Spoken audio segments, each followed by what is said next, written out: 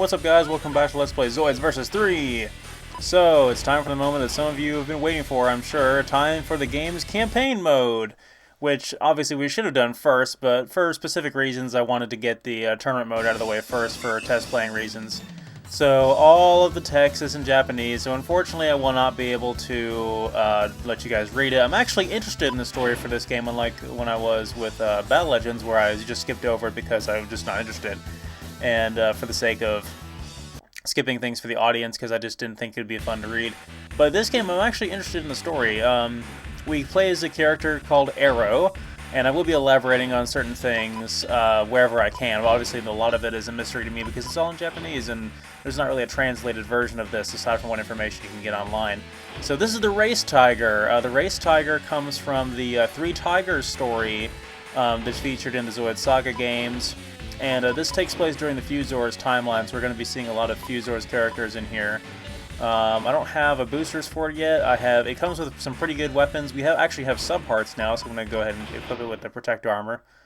And we're going to go ahead into battle there. We had a dialogue option during that first cutscene if we wanted to take the tutorial, and I decided against it because it's basically just like a sort of Tron-like maze where we sort of go around and maneuver the Race Tiger and see what it can do, and get used to the controls. I figured that was not necessary at all to show off. So the Race Tiger is obscenely broken. All of the three tigers are very powerful. This thing is more powerful than the Blitz Tiger even. It has 3,100 health. That's more than the Koenig Wolf.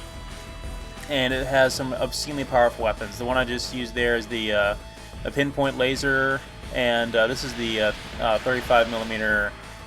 Or actually no, it's a three laser cannon is what it is, and it deals stunning damage. It's very powerful. We're just fighting Sea Strikers right now, which are pretty easy to destroy, of course, as you know from Battle Legends.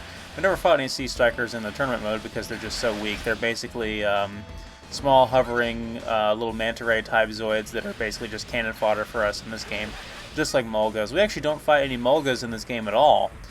You can still play as them in the tournament mode, but they're not in the campaign whatsoever for the most part.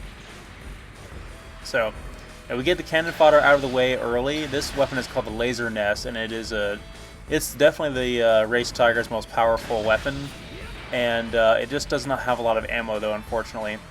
Our ally is, I believe, is an Attack Cat or a Hellcat over here.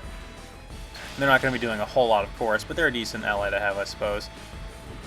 So, I will actually not be using the Race Tiger for most of the campaign due to balancing, because this thing is just so powerful. I would make this otherwise very challenging campaign incredibly easy. Yeah, we got an S rank on that, of course, because this thing is so overpowered. So I'm going to be actually switching out of the Race Tiger now that we've demonstrated it, and going on to something else. I'll be using different Zoids for every single mission in this campaign as best I can. Just for the sake of demonstrating Zoids I did not get a chance to demonstrate during the tournament mode. Personal preference, highlighting some of my more favorite Zoids, and also giving myself a more appropriate challenge. And also, there's certain missions where I just feel like it's the best tool for the job. There's certain missions where this Zoid is actually more appropriate than the Race Tiger. So we unlocked two Zoids there. We unlocked this one, which is the Aerosaurus, or Aerosaur rather, and it's a small dinosaur type Zoid. This actually, I think, came from the original. It is an original Zoid actually as well. It came from the old 80s series. We got an Alpha Plug Z to increase our stats there. We're going to go ahead and equip that. Every time I change out of a Zoid in the campaign mode, I always strip it of its subparts. So we have to change our entry over to the Aerosaur. And you can change the color as well. I'm going to be changing up the color and appearance for some of the Zoids in the campaign as I go. Just for personal preference. I like to keep them stock in the tournament mode just for the sake of authenticity and knowing which type of Zoid I have. But I'll be customizing some of these a little bit for my own personal preference. So, this thing it's not all that powerful. It only has 1,700 health, so as much as the Command Wolf, and the laser cannons that it has up there are the same as you get on the Cannon Tortoise.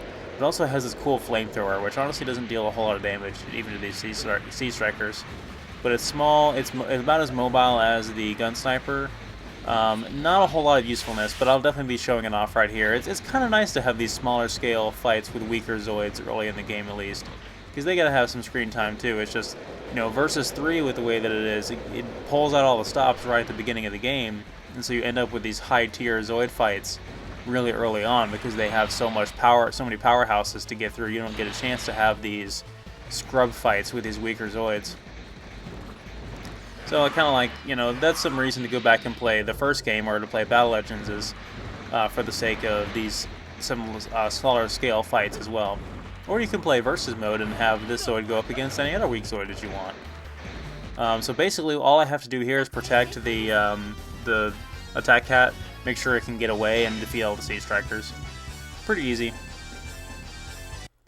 Arrow works for a company called Zoitech, which I believe is basically a Zoid weapon or technology manufacturing company. There's many other characters here that are original and I really like Arrow's design and the design of that female pilot there as well. But we'll definitely be encountering some other characters from Fusers as we go along here. So now we have another hover cargo escort mission, which is pretty par for the course, as you guys know. So I'm going to be swapping out of the Aerosaur and going into the Command Wolf, which, as you guys know, I love the Command Wolf. It's actually pretty frail in this game, as it is in most games. It does pretty well in Infinity Fusors. But let me switch back over to the Aerosaur and strip all the weapons off of it. Primarily the sub parts, at least. Sometimes I'll remove the boosters and stuff like that, just in case they're versatile for other Zoid types, which they're usually not, but, you know, later on there's some other Zoids that have it. I'm going to be equipping the Striker set, the standard anti-Zoid cannon that's on there, and the long barrel double shot cannon up there. Are both really weak compared to this thing. The Striker set is pretty nice. I'm going to be equipping that as well as the boosters and my subparts as well. I'm going to be changing the color as well here. Yeah, that looks pretty cool. I like that quite a bit.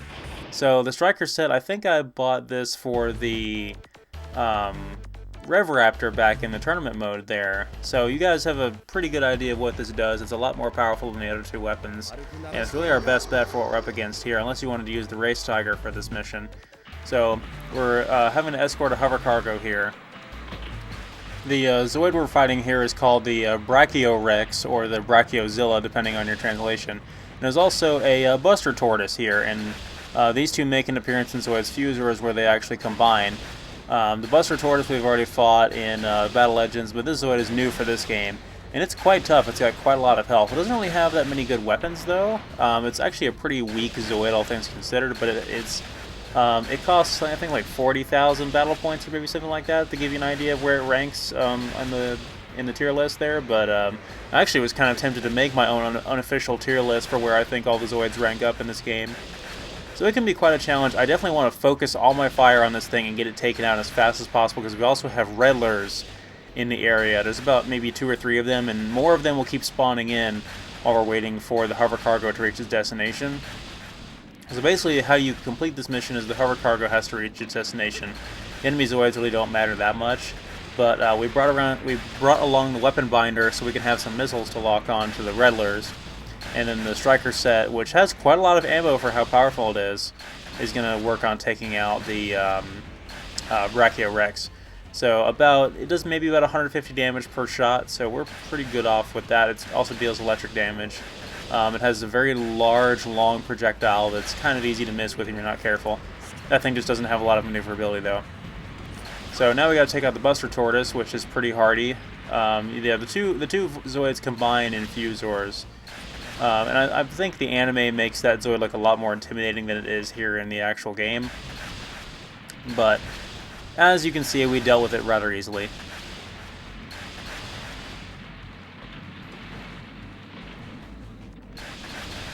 The Buster Tortoise, much like the Cannon Tortoise, does not really have that great health, but it does have some nice weapons on it, and actually is dealing the most damage to the hover cargo. That's really what we need to worry about the most, because it is an artillery Zoid, and those missiles are not helping.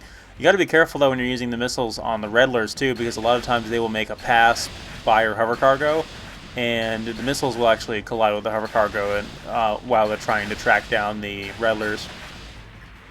But I have not demonstrated the Redler on screen yet. It was in one fight in the tournament mode, I think. But I will be using it later on in the campaign. You'll be able to see just how fast this thing is. It's very fast, but these missiles are usually faster. So we can take out 2 or 3 of them, no problem. Hover cargo is running low on health, though, so we gotta be careful of that. And of course, like all the campaigns in the Zoids vs. series, we have to have the obligatory Command Wolf Hover Cargo Escort mission. Which I just realized that's what this is. A lot better than the one in Battle Legends, though, because that one, I just didn't have any good weapons on the Command Wolf at all. I can't remember, I think we were just fighting Sea Strikers and Mulgas, though. I don't think we were fighting anything tough.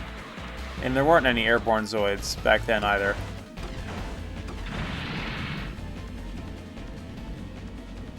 Come on, you can get him. Ah, see, that's what I'm talking about. The missiles sometimes come back around and hit her.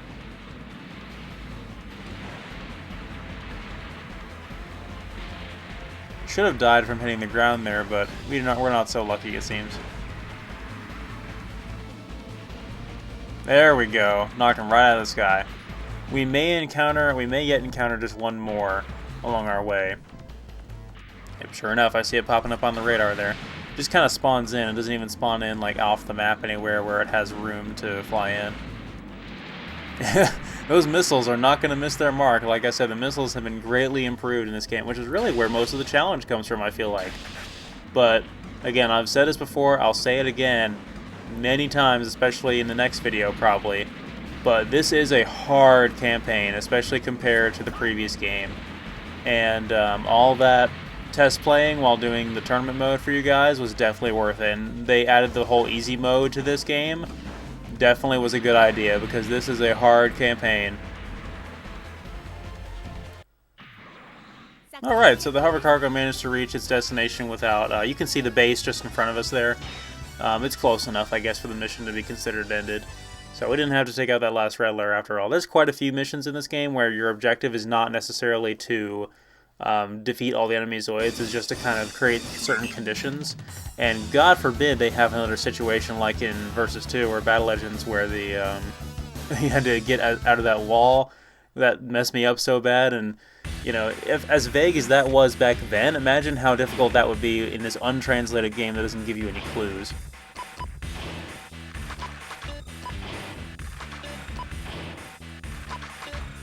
There are a few obscure objectives like that, and we'll see them when we get to it.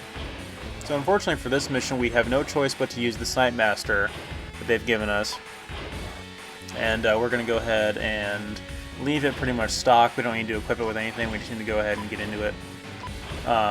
We might be able to equip the subparts on it to give it more stats, but it's completely irrelevant because this is a sniper mission. We got to this town here, and this town is being attacked by little bug drone Zoids, which I don't remember what they're called. And we have to snipe all of them. And this is actually very hard, a lot harder than it looks, because you have to look at their path very carefully, and you cannot waste ammo. You have a very short time limit. You have like a 2.5 minute time limit, and you have a very limited ammo. And you have to take out something like 9 of these things, I think. So you cannot be wasting ammo. This took me several tries my first time through. This is take 2 right now, so we'll see if this goes any better. Yeah, you can kind of lead your shots just a little bit, but it's kind of hard to tell the altitude of these things. So it's kind of hard to tell where your shot is really going to end up. But thankfully, they have a pretty decent, generous hitbox.